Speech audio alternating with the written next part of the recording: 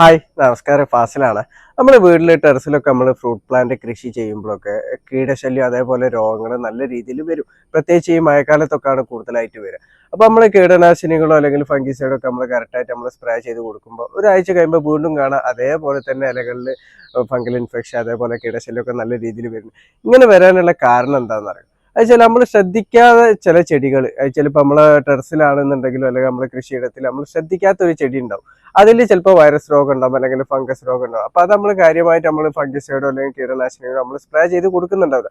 അപ്പൊ അതിൽ നിന്ന് സ്പ്രെഡ് ചെയ്തിട്ടാണ് നമ്മൾ മറ്റു ചെടിയിലേക്ക് നമ്മളിപ്പോൾ കീടനാശിനിയോ അല്ലെങ്കിൽ ഫംഗിസൈഡോ സ്പ്രേ ചെയ്ത് കൊടുത്താൽ ഒരാഴ്ച കഴിയുമ്പോഴത്തേനായി വീണ്ടും ചെടിയിലേക്ക് വീണ്ടും ആ രോഗം അല്ലെങ്കിൽ ആ കീടശല്യം വരുന്നതിന്റെ കാരണം കേട്ടോ. അപ്പൊ നമ്മൾ ശ്രദ്ധിക്കേണ്ടത് എന്താ വെച്ചാൽ ചിലപ്പോൾ നമ്മളെ പറമ്പിലായിരിക്കില്ല, തൊട്ടടുത്ത പറമ്പിലൊക്കെ ഇരിക്കും. പ്രത്യേകിച്ച് നമ്മളെ പപ്പായന്റെ ചെടിയൊക്കെ ഉണ്ടല്ലോ. അപ്പൊ ഇതൊക്കെ മുരടിച്ച് നിൽക്കുന്ന കണ്ടില്ല. അപ്പൊ ഇതിലൊക്കെ വൈറസ് രോഗം വരാൻ അതേപോലെ കീടശല്യം വരാനൊക്കെ ചാൻസ് കൂടുതലാണ്. അപ്പൊ അത് ശ്രദ്ധിക്കാതെ വരുമ്പോൾ അത് കാറ്റടിച്ചിട്ട് നമ്മളിലേക്ക് വരും. അതേപോലെ കീടങ്ങൾ മുഖാന്തരം നമ്മളെ ചെടിയിലേക്ക് ആ രോഗങ്ങളോ അല്ലെ ആ കീടശല്യമോ വരാൻ ചാൻസ് കൂടുതലാണ്. അപ്പൊ ഈ ഒരു കാര്യം പ്രത്യേകം ശ്രദ്ധിക്കണം കേട്ടോ.